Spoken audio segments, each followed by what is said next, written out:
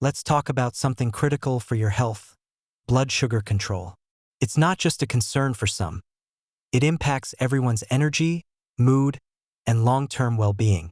Keeping your blood sugar stable is one of the most important things you can do for your body. Many people focus on big dietary changes or intense exercise routines. While those are vital, sometimes the biggest problems stem from something much smaller. A single, seemingly innocent daily habit can be silently sabotaging your efforts. This isn't about complex medical jargon. It's about identifying a common pitfall that trips up countless individuals. We're going to uncover this mistake and explain exactly why it's so damaging. The goal here is simple: to give you the knowledge you need to make a crucial change today. This information is particularly important if you're living with diabetes. Managing blood sugar is your daily reality. If you've been told you're prediabetic, paying attention now is absolutely essential. You have a critical window to prevent progression. Understanding this mistake can be a powerful tool for you.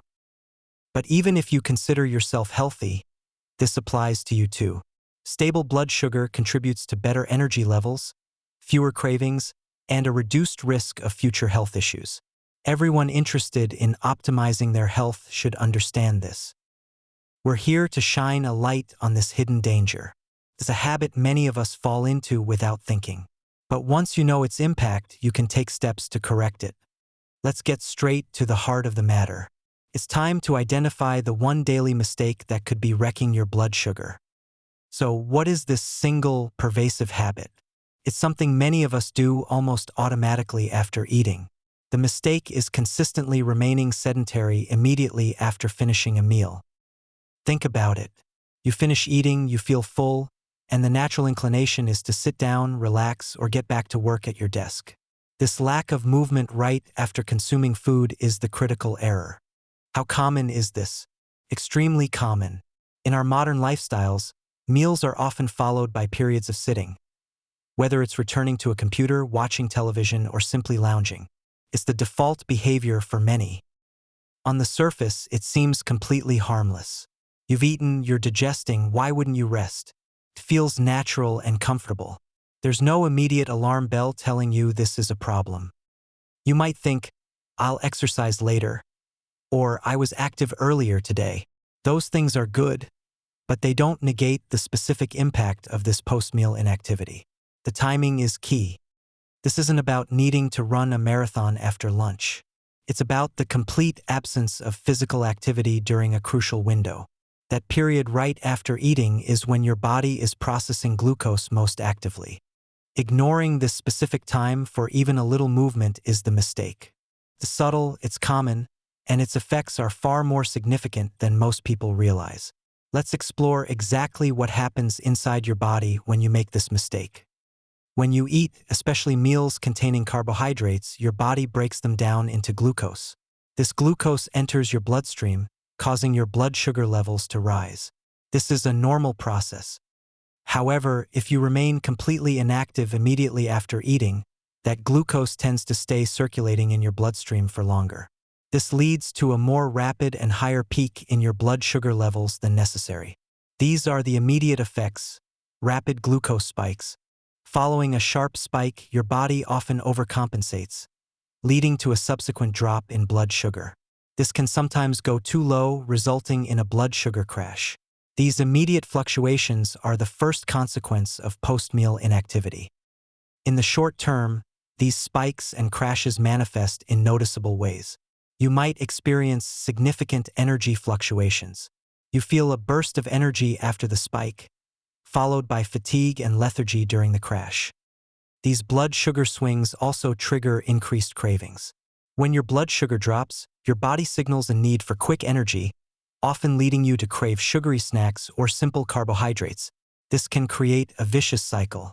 Over time, the long-term consequences become much more serious. Repeated, high blood sugar spikes put a strain on your system. Your body has to constantly produce large amounts of insulin to try and bring the glucose levels down. This constant demand can lead to the development of insulin resistance. Your cells become less responsive to insulin's signal to take up glucose from the blood. This means glucose stays in your bloodstream even longer. Insulin resistance is a key factor in the progression towards prediabetes. Your blood sugar levels are consistently higher than normal, but not yet high enough to be diagnosed as full-blown diabetes. It's a major warning sign. If insulin resistance continues unchecked, it significantly increases your risk of developing type 2 diabetes. The pancreas struggles to produce enough insulin to overcome the resistance, and blood sugar levels remain chronically high. Furthermore, chronic high blood sugar and insulin resistance contribute to other metabolic issues. This includes increased risk of heart disease, nerve damage, kidney problems, and vision issues. The impact of this single mistake cascades throughout your body over time. Understanding these consequences highlights why this seemingly small habit is so detrimental. It directly interferes with your body's ability to manage glucose effectively. Let's delve a little deeper into the why behind this. How exactly does remaining sedentary after eating affect glucose metabolism? When you eat, glucose enters your bloodstream. Your body needs to move this glucose out of the blood and into your cells for energy or storage. Insulin, a hormone produced by the pancreas, acts like a key. It unlocks your cells, allowing glucose to enter.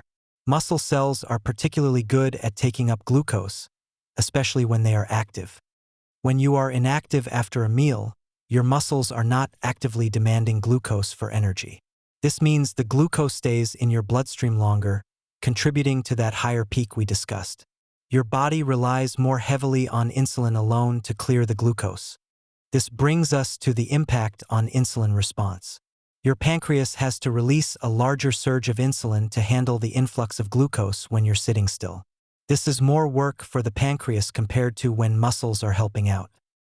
Over time, this repeated demand for large insulin releases can exhaust the pancreas.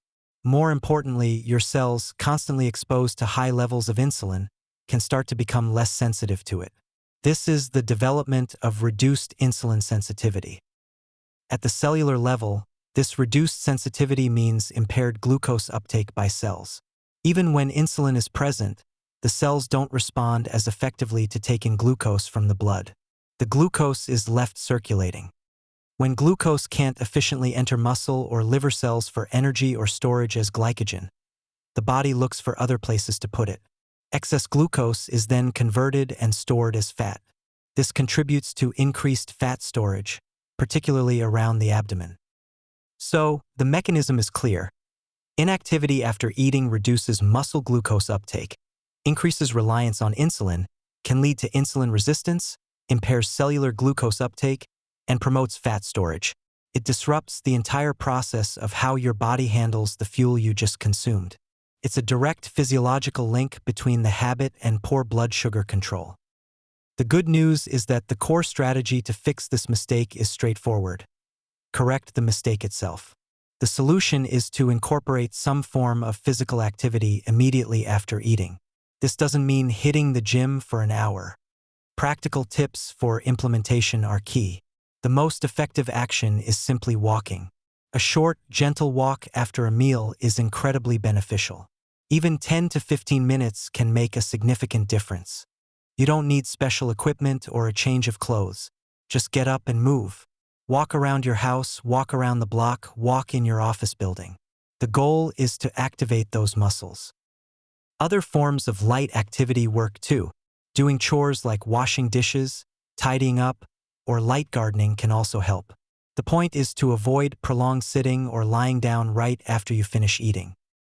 You can implement this gradually. Start with just 5 to 10 minutes after one meal a day.